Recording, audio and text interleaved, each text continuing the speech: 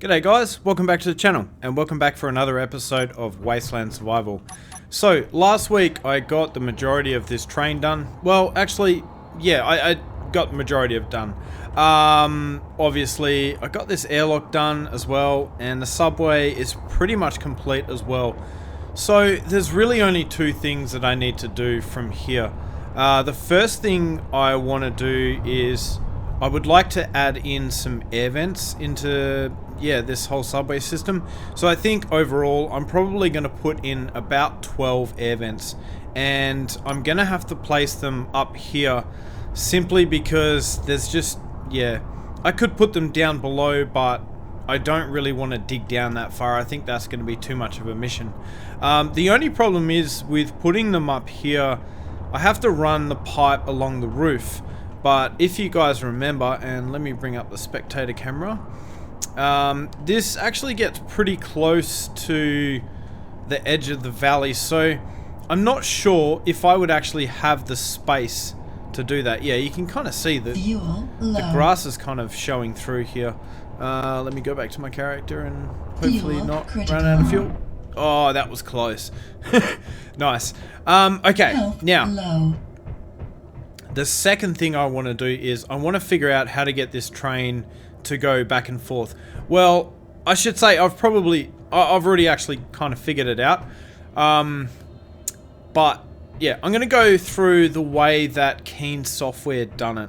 So essentially the way that Keen Software done it was they used a remote control block with 2 timer blocks to get the train to go from either station. I tried to do the same thing, but for whatever reason I could not get it to work, and I'll explain how I set it up, and then maybe you guys can tell me why it didn't work. Okay, so here we have our lovely train. So what we're going to do is put down basically a remote control block. So we'll place one of those down there, weld this up. And then in front of that, basically what we want to do is just put down a control seat. So this is only really a temporary control seat, and it doesn't really matter where the control block is, just as long as you put the seat directly in front of it. So essentially what you want to do is you want to sit your character right in front of the remote control block so that your character is basically sitting at the exact height that this is supposed to detect waypoints. So like I said, you either want to put a cockpit here. Maybe we can try cockpit this time and see how that goes. Alright, there we go. So now we have our cockpit. Alright, so let's see where the train is at. Alright, so it's pretty much exactly where I want the train to be. Well, where I want it to stop. So my first waypoint essentially needs to be well, okay, so if I put a waypoint here, then the remote control block is gonna move to that waypoint, which will move this door forward. So what we want to do is move the train backwards, so this door is roughly here, set our waypoint, and then once the remote control block is in the middle of the waypoint, the door should be in the middle there. Alright, so let's jump in the cockpit. We'll turn the parking brake off. We'll reverse the tram just a little bit. That's probably a little bit too much. I think that should be okay. I really need to turn off the magnetism on these connectors. It is really, really annoying. Yeah, so that's it there. Let's create a GPS waypoint. So I'm going to call this one waypoint 2 because this is station 2, so we'll go station 2. And then we'll do the exact same thing on the other side. Alright, well, since my welding ship is in the way, I'm just going to set the waypoint here just for kind of demonstration purposes. So let's jump in here and set our waypoint. Right, so we have our 2 waypoints set. Now from here, what we want to do is build on 2 timer blocks. So we'll go ahead and I'll just place them here because this is only going to be kind of a temporary arrangement. Right, so we've got our 2 timer blocks. Let's jump in here. Let's find our timers and let's just call this, I guess, timer block 1 and 2. Right, cool. So we've got our 2 timer blocks. Now I'm probably going to set a delay of these for about 2 minutes. Well, okay, maybe let's first discuss how it actually works. So let's first go into the remote control block. Now what we want to select is... now the problem with remote control blocks is they can't actually control wheels. So we can't just set a waypoint and tell the thing to do a patrol because it can't drive the wheels. So what we need to do is we need to set kind of like a propulsion override to be at like 10% or something like that, and then each time it gets to each stop, the handbrake engages once it gets to the waypoint, and then the timer starts, and then once the timer starts, its actions are to disengage the handbrake and then reverse the propulsion. So as soon as the handbrake is released, the train goes back to the other station, and then it gets to the other station. Once it hits waypoint number 2, the handbrake engages, and then from there the train repeats the cycle. So that is essentially how it works. So what we need to do from here is find our 2 waypoints. So we'll add these 2 in, add that one too. Okay, so waypoint 1. What we want to do is go set up actions. So the first thing we want to do is find our cockpit, and then we go handbrake on and off, and then we do the same for this one. So we'll go to set up actions, and then we'll go handbrake on and off. Fantastic.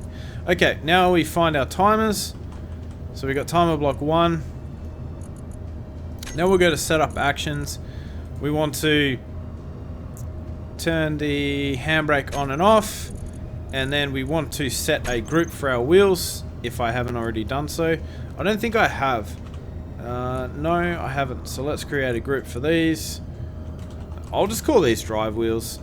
Well, let's call them train drive wheels, because I probably will actually use this group past this little demonstration. Alright, cool. Let's go back into our timer. So let's find timer block number 1, which is the one that we were in before. Set up action. So we've got our handbrake off, or on and off. And then let's find our groups of wheels, and let's go to invert propulsion on or off. And then we just set the exact same thing on this timer block as well.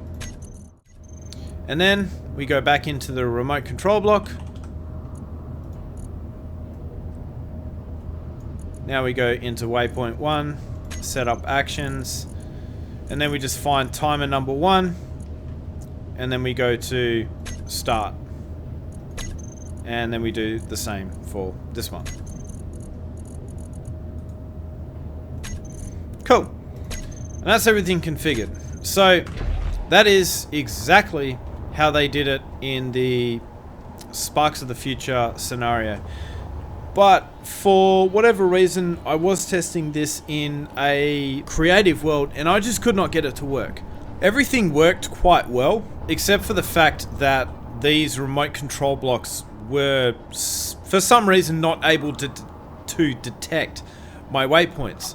And I did actually try 2 different settings in the remote control block, because it has this precision mode. Let me see where this setting is. Here we go. So we got precision mode here. So you turn this on. If it's off, I believe if it gets it'll try to get within 50 meters of a waypoint. But I tried this setting on or off, and it didn't really make a difference. So not sure why the remote control block was not detecting my waypoints. So there is a second way you can do it. The second way you can do it is obviously by using sensors. So the only problem with sensors is that, and I think the reason why Keen Software did it this way is because when you do it this way, you're only using this remote control block with a PCU of 25 and then 2 timer blocks. If you do it with sensors, you need an additional 2 timer blocks plus the additional 2 sensors. So yeah, you save 25 PCU here, but then you end up with an additional 25 there, and then I think a sensor is maybe 25? Yeah, 25. So it ends up costing you an extra 50 PCU to make it work, but it actually works. So, you know, I'm willing to make the sacrifice of, taking a 50 PCU hit if it actually works. Not that it really matters. I mean, 50 PCU is not that much anyway. I would actually like to point out, though, at this point, that I recently seen a blog post from Marek Rosa about, this new grid AI, or this new artificial intelligence that they're working on. And, it could probably come in handy with this train, but I'm just going to forge ahead anyway and use what we have in the game as of this moment. But yeah, I may come back and change everything later.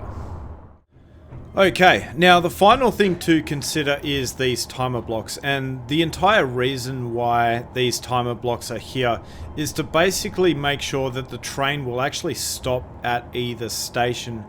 Now, when you're setting the delay for these timer blocks, you need to allow enough time for the train to get from one station to the other, and then also add the amount of time you want the train to basically sit at that station. So let's say you want the train to sit there for 30 seconds at the station with the doors open, and the train takes 30 seconds to get to that station. You would set the delay for each of these timers to be 60 seconds. So yeah, that is essentially what they are there for. Now, what I will probably do is set these ones to 60 seconds to start with. Now, one thing I can do to kind of make sure that this is actually working, and honestly, I kind of hope it does, because this method is a little bit more elegant. And if I have to go down the route of using sensors, for example, then I'm going to have to find room for an additional 2 timer blocks, which means I'll probably have to get rid of at least 1 battery. So yeah, that's not really cool and not really what I'm after.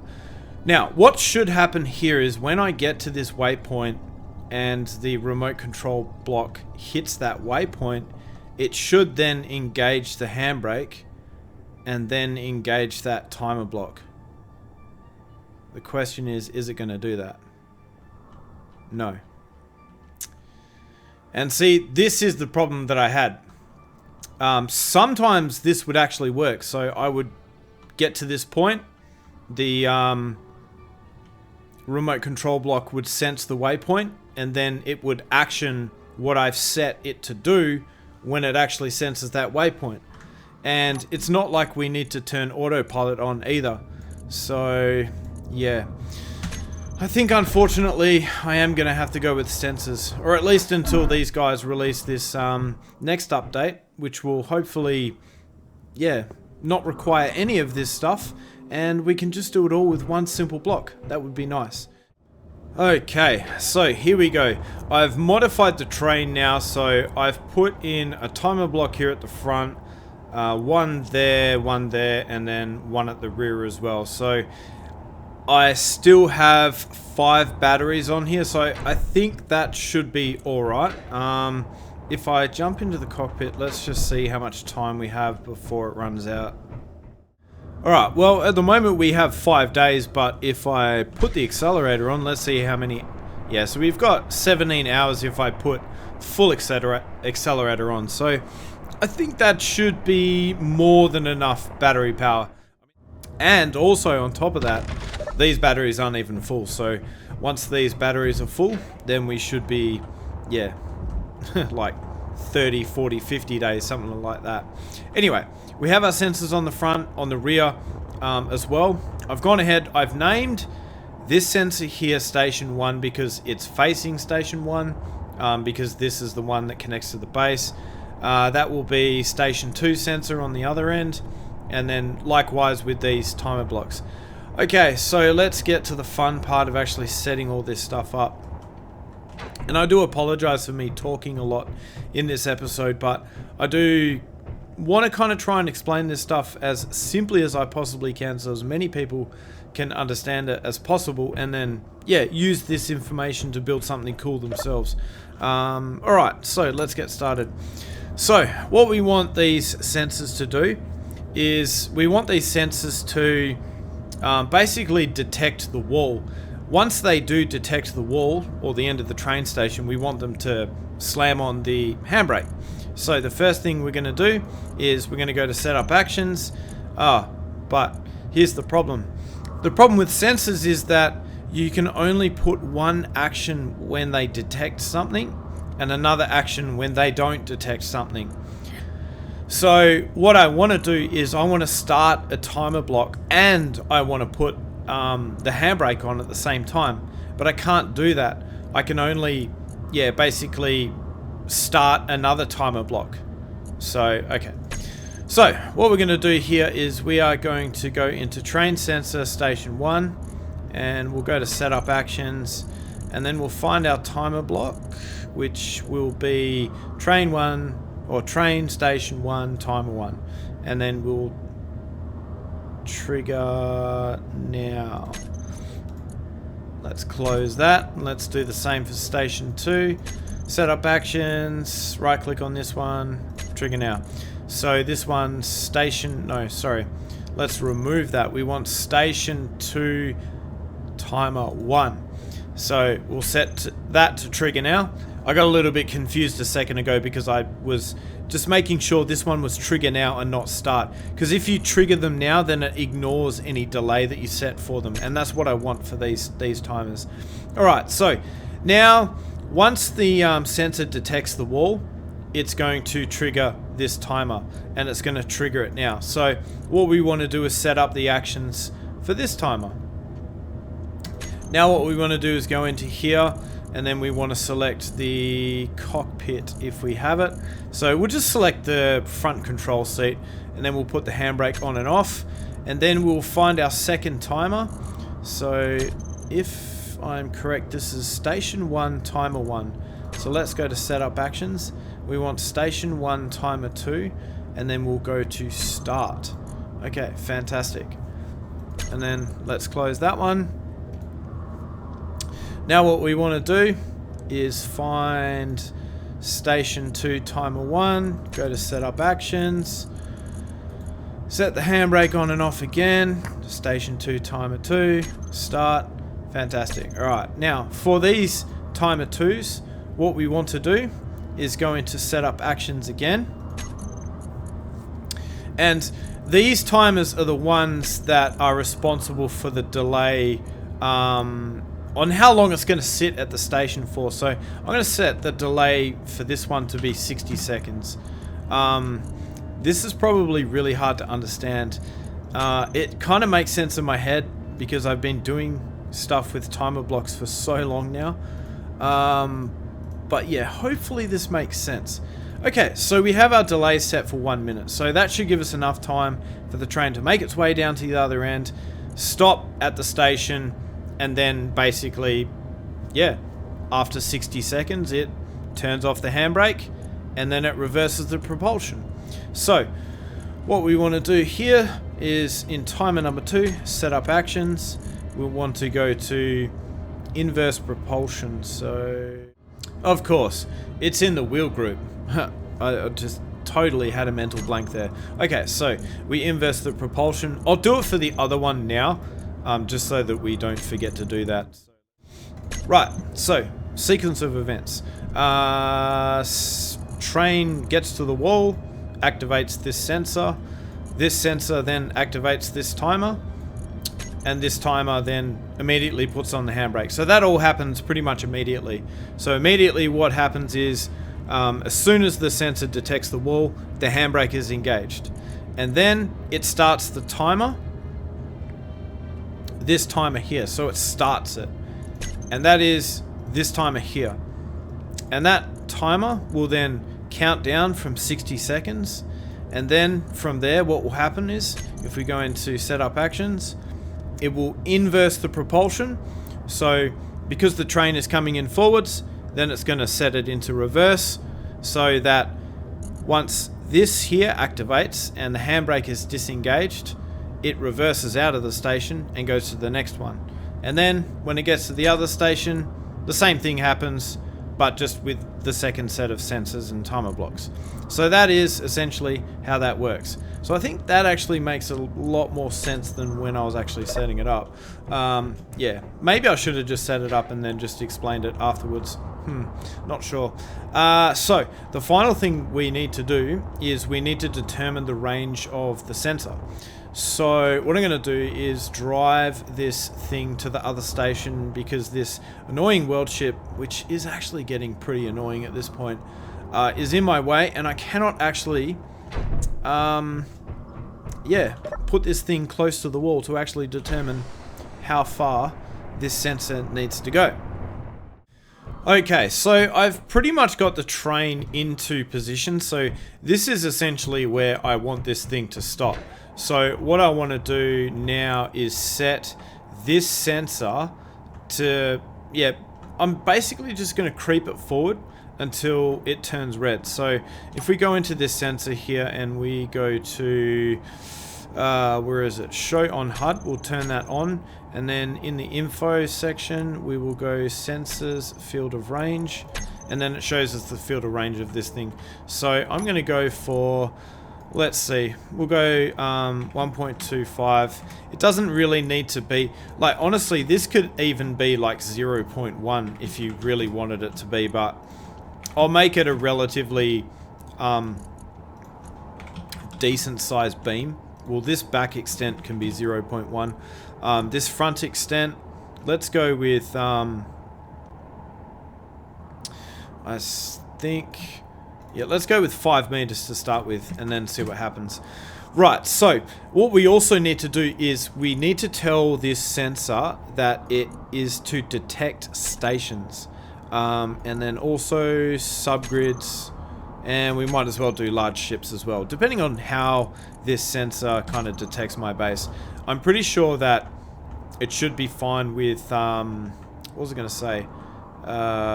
It should be fine with stations.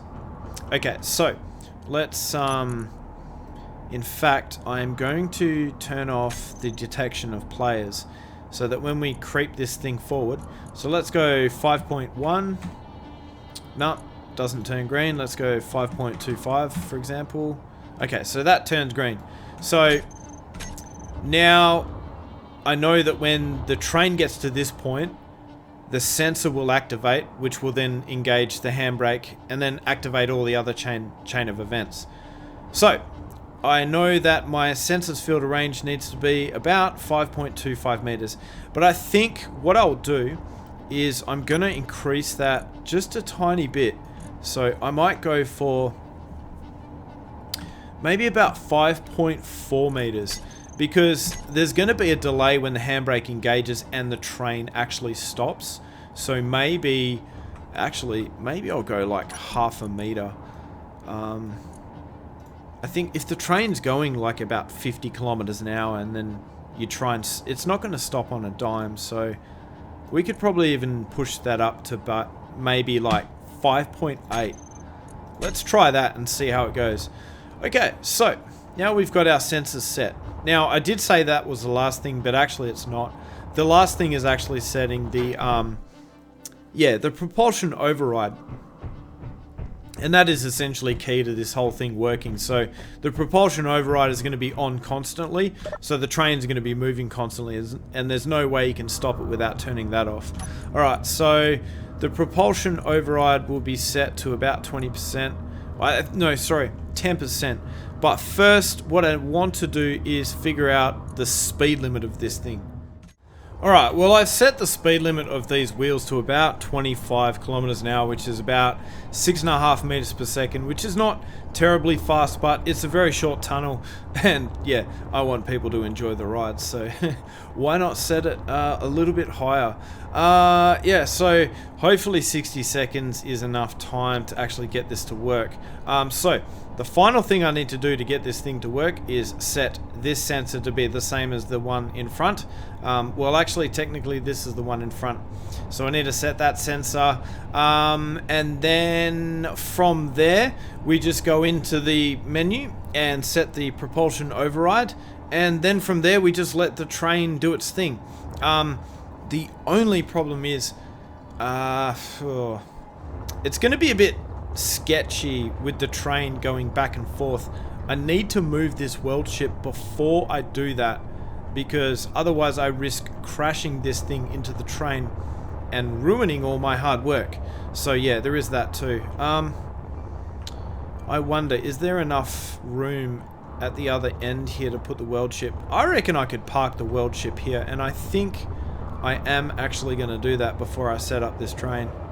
And maybe I might move the mining ship as well.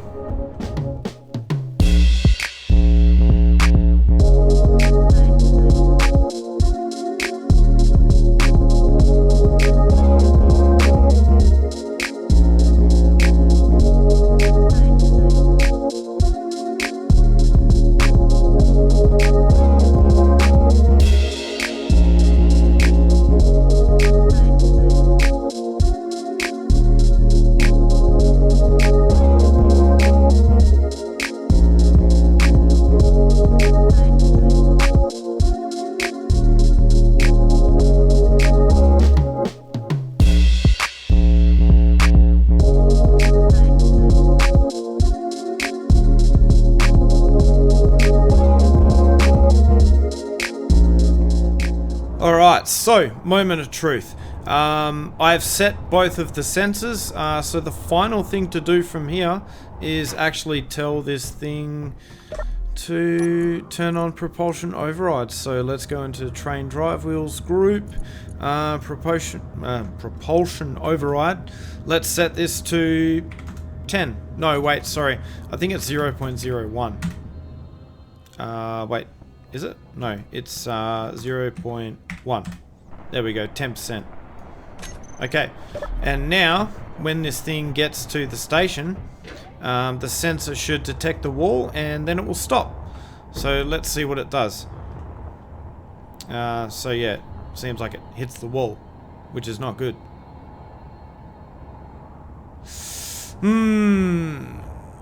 That's strange, because I drove this thing just fine.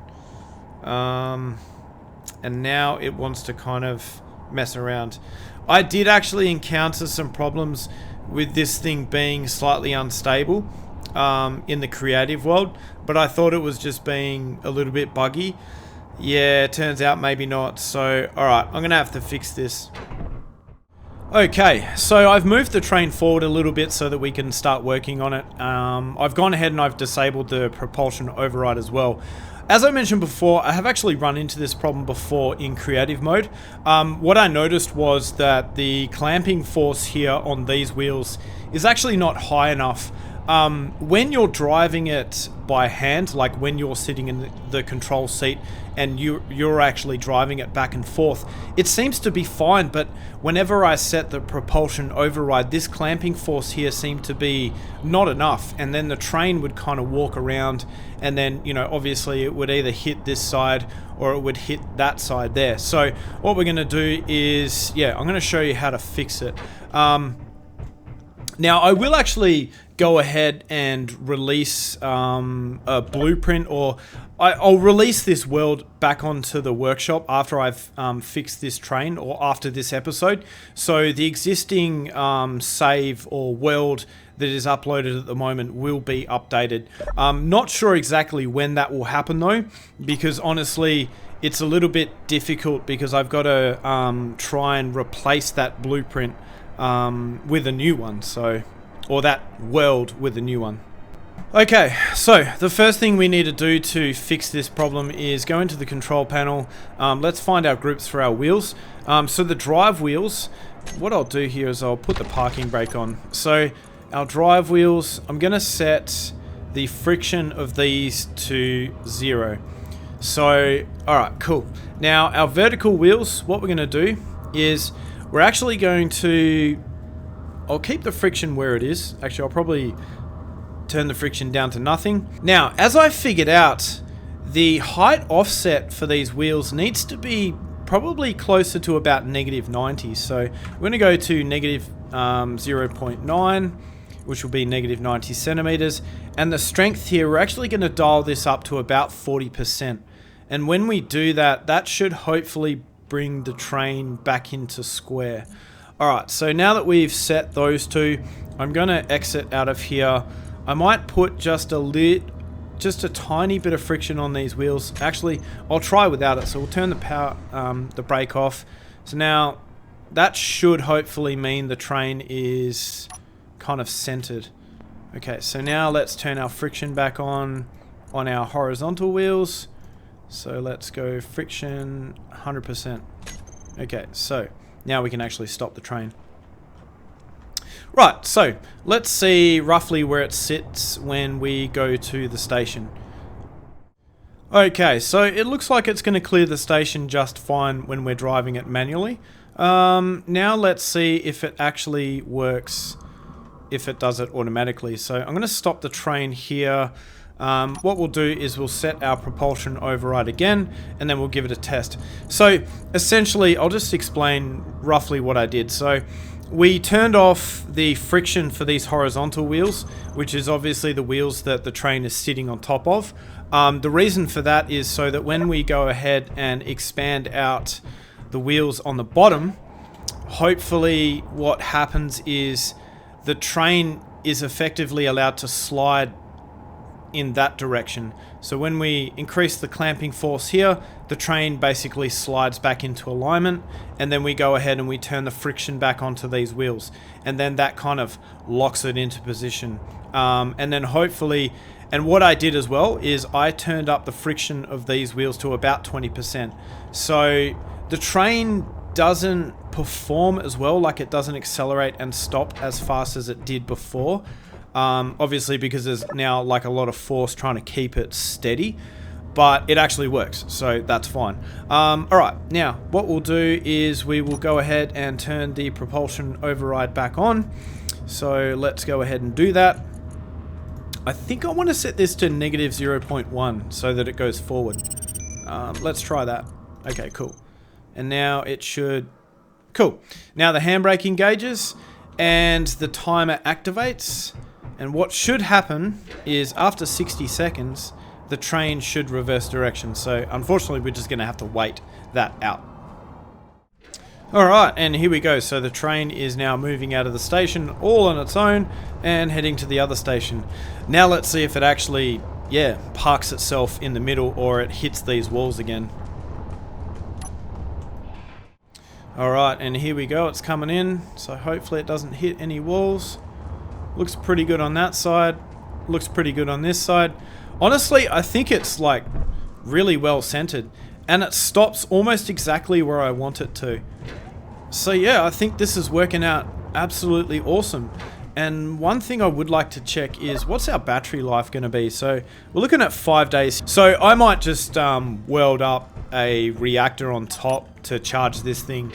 I don't think it would take really that much uranium to charge this whole thing up, or maybe I'll just park it, but I don't really want to turn everything off.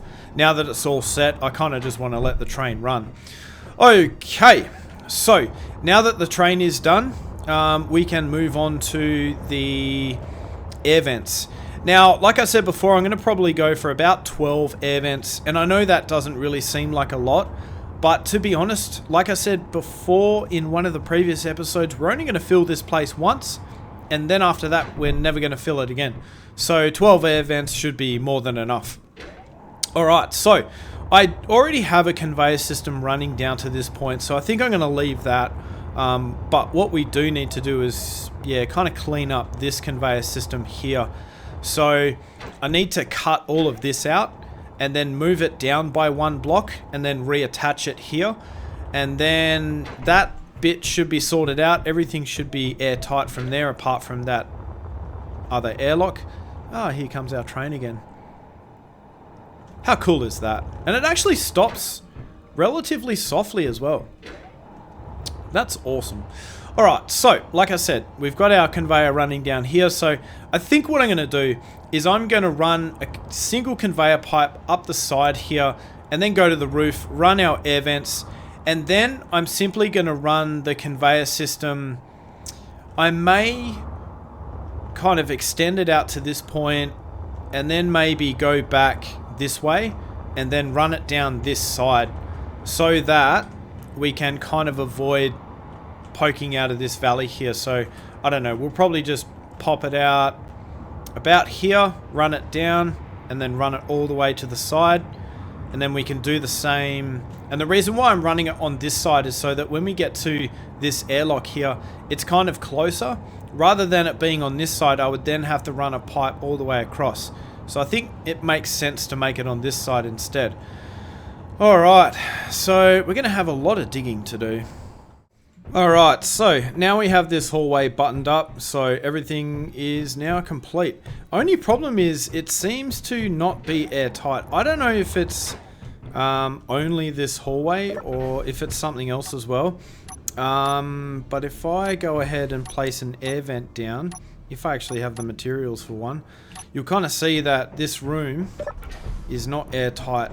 So I don't know if it's the station or if it's this hallway.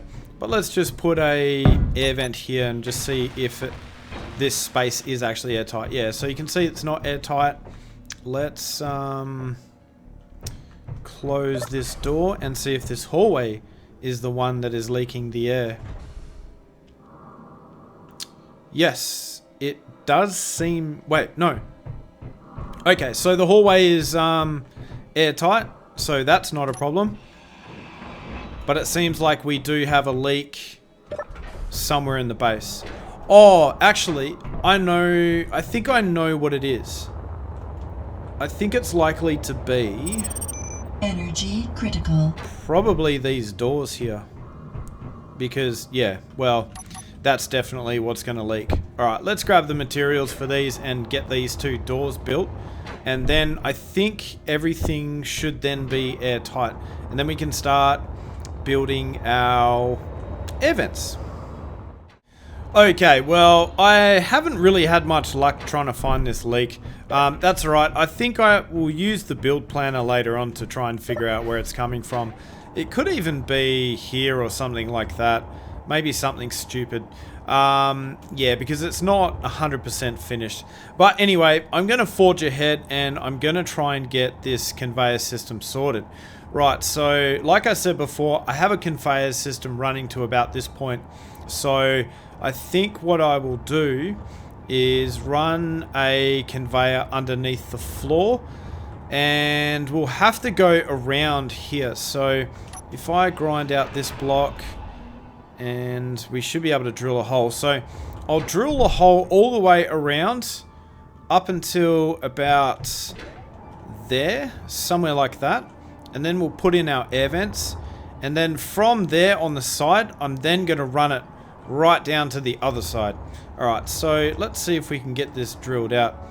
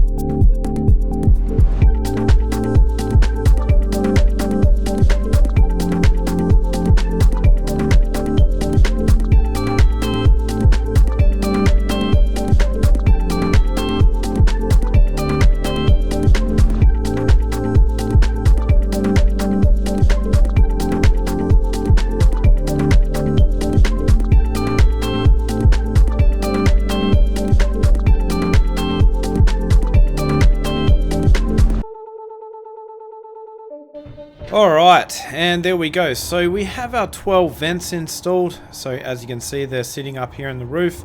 Now, I did kind of mess up a bit here. I've got 2 blocks spacing here, and then 4 blocks, 4 blocks, and then 2 blocks again. So I probably should have made that 3 blocks. And you know what? I probably will later on, but I'll probably do that in my own time in between episodes. I won't bore you guys with that. Turns out this entire subway system is actually airtight. So I was about to introduce the build info mod into this world again, and then use that to kind of find the leak. But when I closed this door down here, the leak kind of sealed itself. So I'm assuming that if I open this door, then all of a sudden the leak will appear again. Or maybe it won't. Interesting. Maybe it was this side. Let's try this door. Yep, there we go. So now we have no pressure. Alright, so now I've got to figure out why this room is not sealed. You know, it is actually quite interesting that it is this room, since this is the one room where we basically have, it meeting up with that other room there. So I don't know why this wouldn't be working though. Let's just have a look in this room here and figure out what's going on. So down here we basically have pretty much exactly the same thing. So these windows are inverted, which is fine, and this room was actually holding pressure. That's strange. I just can't figure out why this room isn't holding pressure. I'm sure I'll figure it out though. Alright, well, I went ahead and I enabled the build info mod, and as you can see, the leak is kind of coming from here, which is very strange because, well, actually it kind of looks like it's coming from here. So what? How is there scrap metal there? That's bizarre. Alright, so let's weld that up. Let's get rid of this block and change this block as well. So what I ended up doing was changing all of these blocks here to full blocks as well. Alright, so do we actually have pressure now? Yes, we do. Finally. That's bizarre, because on the other side I used half blocks there anyway, and it seals, so I don't know what's going on there. But anyway, alright, so now this entire space is sealed. So I think what I may do is go ahead and move these ones across by 1 block, so there's like a 3 block spacing in between them all. Although maybe I might have 1 block, I don't know. Maybe I can lengthen it. Yeah, we'll see what happens, but I'm going to mess around with that off camera. But anyway, guys, that's pretty much all I've got time for in this episode of Wasteland Survival. As I said before, I do apologize for a lot of talking, but yeah, trying to get this train to work, it does require a fair bit of talking.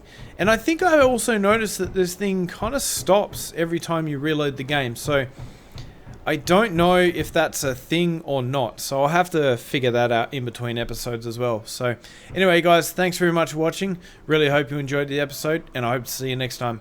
Alright, guys, I'll see you then.